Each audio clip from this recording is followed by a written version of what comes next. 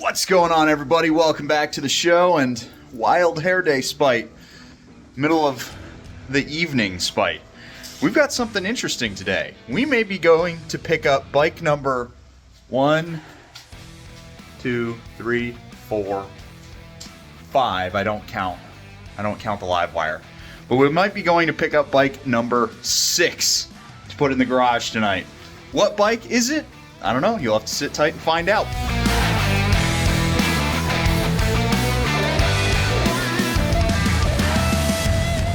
I do apologize for starting out a little lo-fi. We're on my phone, as you might be able to tell, because I'm actually in kind of a hurry to get the van topped off. I actually haven't moved the van in a few months, since July, and it's almost November. Reason why is I did 7,000 miles in that stupid thing, and then didn't change the oil. So what we're going to do is we're going to top it off. I need to reseal the oil pan, but that's a problem for another day. I need to get this thing topped off and then potentially drive it up to Georgetown, where we go and find a non-working Honda that might end up get running again and seeing if we can't have some fun with. It is very windy out, and believe it or not, the truck actually doesn't need oil. Kind of a shock to me, frankly. Let's see if it starts. Oh yeah, that's the inside of my palm. Great shot.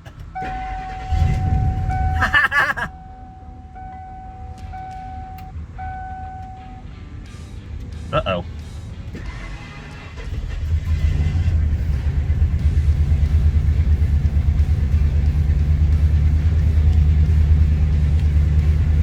That didn't sound good. Let's go see what it sounds like.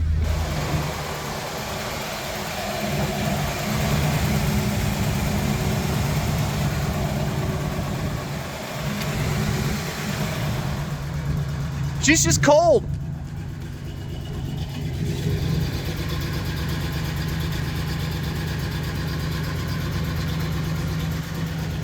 I love this stupid truck. I love it so much.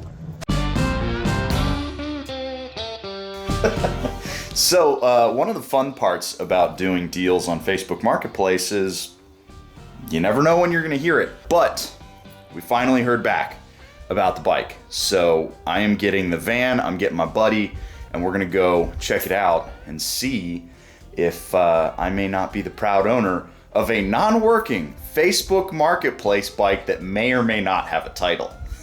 This is going to be fun.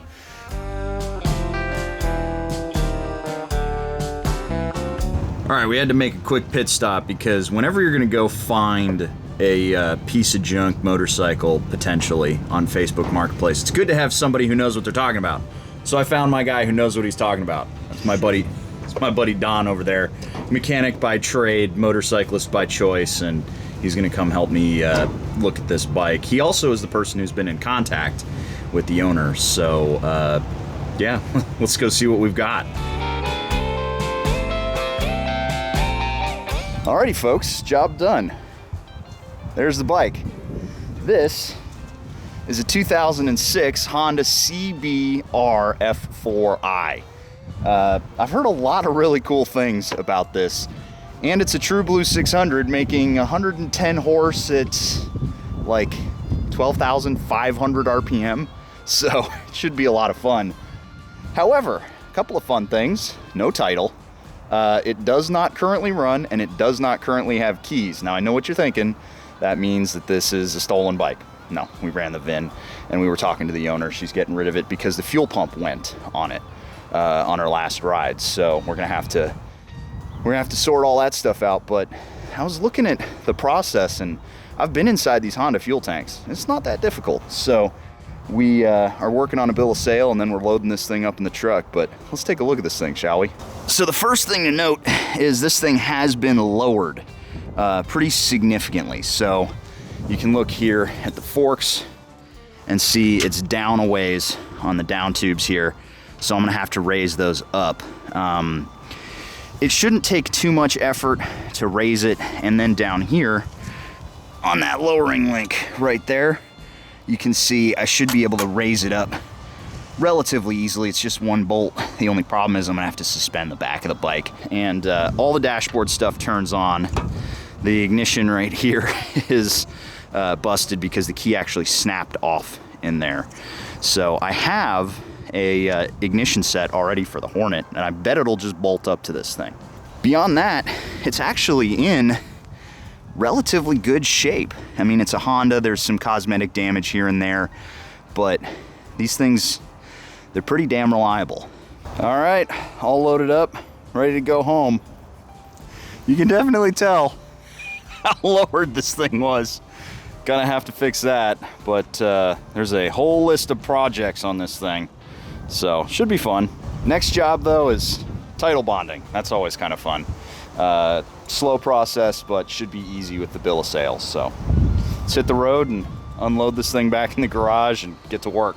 Now before we move on, a quick story. I was out for a ride one night, and because Austin roads are a collection of tire shredding nightmares, I picked up a nail in my tire. I didn't have a patch kit on me, but I did have my Fantic in my saddlebag, and I was able to air up my tire and get back home where I could patch it properly. I've been carrying an X8 tire inflator from Fantic forever, but now they've updated it to their all-new X9 Pro. It's capable of airing a tire from empty to full in a few minutes. It's got the same set it and forget it features as the X8 and the auto shutoff when it hits the right pressure, as well as a flashlight, all in a smaller handheld package. One thing I really appreciate about the X9 is the hose is fixed on the pump so you can't lose it. And when you put the hose away, it won't let the pump turn on, meaning you can't accidentally wear the battery down if it bounces off stuff in your saddlebags. Now through November 27th, Amazon Prime members can get 29% off the Fantic X9 Pro with the code BFridayX9. All the information is down in the description below. Now let's dive into this absolute catastrophe of an F4i.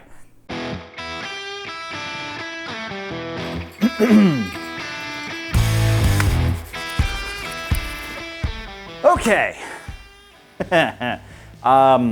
This video is going to look a little bit different because A, I did a ton of troubleshooting to this motorcycle, as you can probably tell by looking at it. I mean, the gas tank is currently not attached to the motorcycle.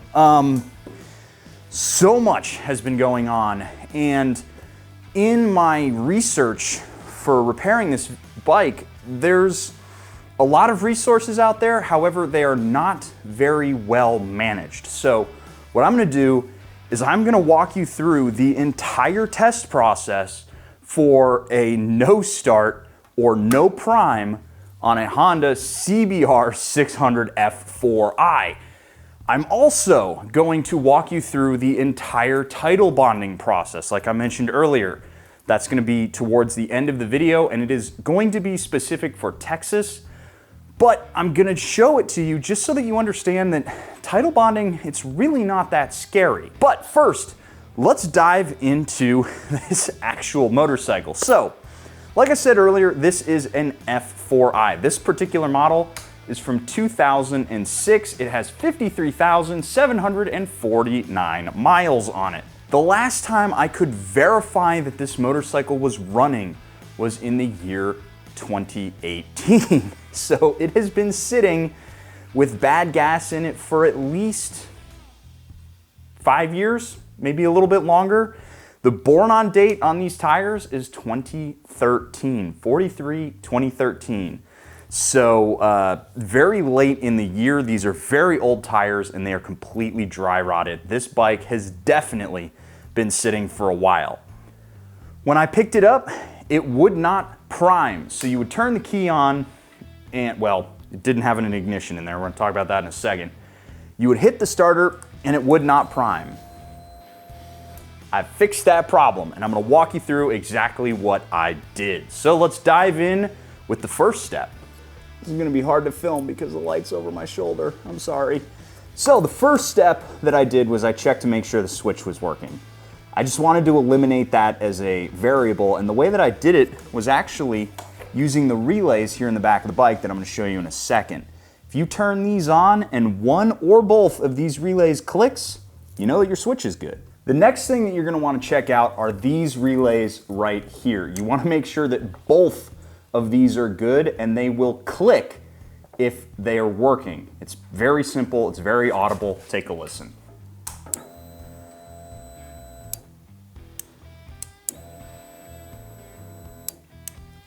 You can actually feel these things clicking in your hands, and if one of these isn't working, you know that you have an issue. In my case, the one with the brown wires was not clicking, so I know that there was an issue with the fuel circuit.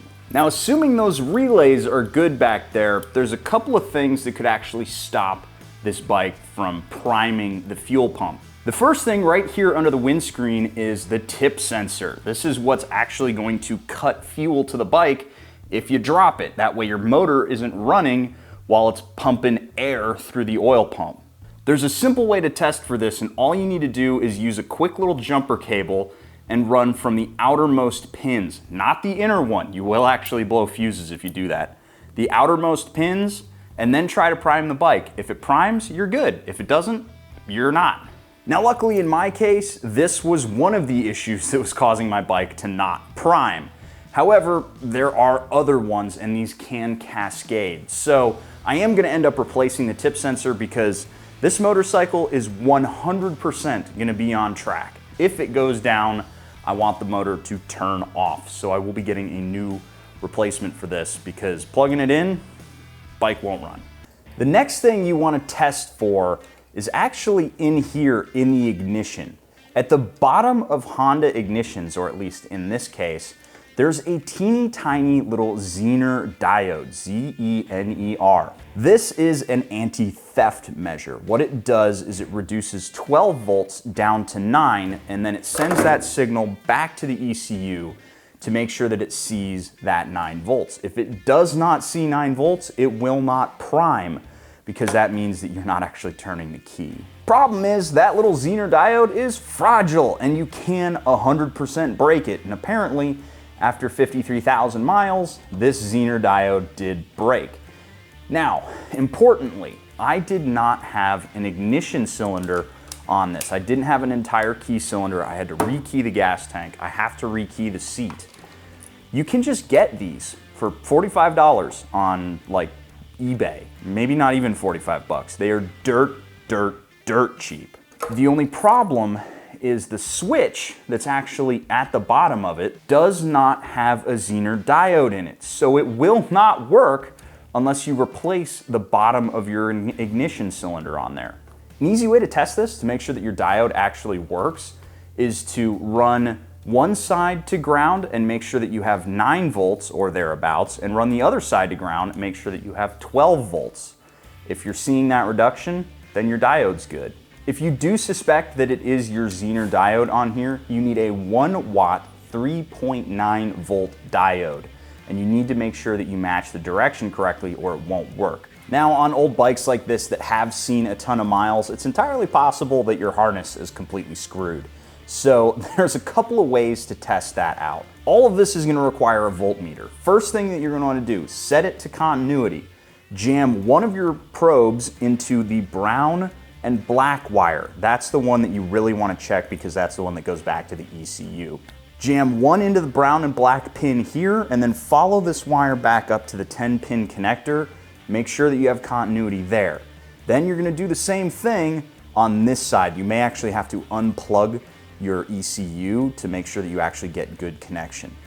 If you don't have continuity either side, you probably have a broken wire. Last thing you want to test before you move on to replacing your ECU is make sure you got a little jumper cable and try to get the fuel pump to run just to make sure that you don't have a bad fuel pump. You can easily jump it in a couple of different places. The easiest spot to do it is right here on the diode that has the brown wires. What you're going to do is you're going to jam a little jumper cable into the pin that's just on the brown wire, and then you're going to go over to the other side of the diode, jam this in there, and you'll hear it run. That basically forces this thing open or closed, not entirely sure, but it makes sure that the fuel pump is actually working. If you don't hear your fuel pump go, chances are you got a bad fuel pump. And there you have it. I'm pretty sure that covers everything. I did use a spare ECU just in case. I didn't actually need this, and I'm gonna be sending one of these back. Now, unfortunately, the bike doesn't want to start. It sounds like it's trying to pump something into the bike and it's trying to fire, which is really nice. Before, it actually didn't sound like that. And let me show you this. Cheater fluid.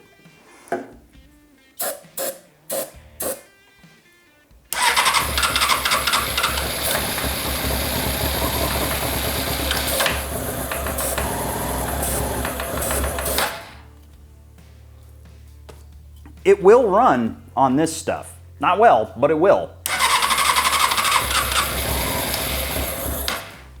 So that means to me, either one, I'm not getting any fuel delivered from the injectors because they're clogged, completely understandable considering the nasty fluid that I did end up pulling out of the gas tank and the lines. The other option, unfortunately, is that it's not sending a signal to the injectors to actually fire. I really hope that's not the case, because then I have to dive even deeper into more electrical issues on this motorcycle. This bike should be resurrectable once I figure out how to get gasoline into the cylinders so that it can burn. I do know it's getting a spark though, so there's that. With that being done, let's take it inside and I'm gonna actually talk you through the process of bonding a bike and show you that it's honestly really not all that scary. This is everybody's favorite part about buying a motorcycle, right? It's the paperwork. This is the best part, it's the most fun, and it's where you get to spend a lot of money. So I've actually detailed the whole process I went through for bonding this bike. And we're gonna start with the very first step, and something you should do on any bike that you're buying. You need to run a VIN and title check. This is gonna cost you a little bit of money, and if you go to your state's DMV website or your tax assessor website, they should be able to help you out find ones that are actually recognized in your state so that everything that they would look for is there. If you're in Texas, link is in the description down below. If the VIN checks out and the bike looks good and you want to buy it, there's really no red flags at that point. After that, there's two things you need to have. One, a bill of sale, and two, you need to have an odometer disclosure. Both of those things are important, and even if you don't need them, you should have them because it's gonna be handy later on down the line, and this is what you need to take to the DMV for step 3, applying for a surety bond amount. Basically what this is the government is going to set how much you need to go to an insurance agency to get a surety bond for. For me, in my case, the title bonding process, the application process, cost me $15.59 in an hour and 30 minutes of my time sitting at the DMV. Next step is going over to an insurance agency and you're going to get yourself a surety bond. For me, it basically just means I have to pay $100 to somebody and then I can own the bike. And this one only took me about 5 minutes of my time. You can actually do this online too. Now, if the bike does not run, at least here in the state of Texas, you cannot actually have it registered to run on the road because you have to have it inspected and you have to have it insured. In my case, I just did a title transfer. What you have to do then is you have to pay just the state taxes that are assessed every time you buy a vehicle. You would do the same thing if you were buying a dirt bike because you have to make sure that the title is in your name so that as far as the law is concerned, you're the owner.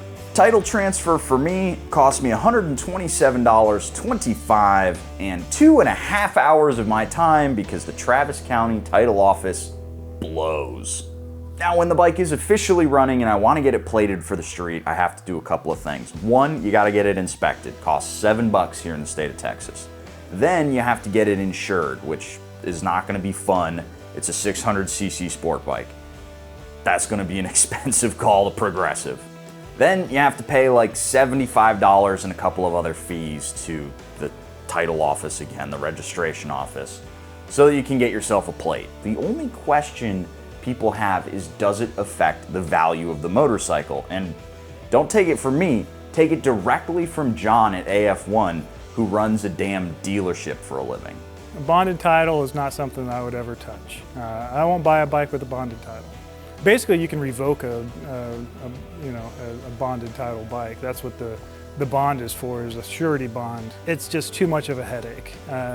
When trying to handle title work, paperwork, and everything else, and working with a bonded title, I just don't want to touch it. In my experience though, I sold my DRZ secondhand. I paid $2,300 for that motorcycle and sold it for $4,500, even with a bonded title. And with that being said, hopefully you enjoyed this kind of different look at buying a motorcycle and the, repair process. The next video, I promise, is gonna look just right down the middle. It's gonna be classic me screwing up, breaking things, having to fix the stuff that I break, and at least this time, the kill switch won't be in the wrong position. Catch you guys in the next one. See you later.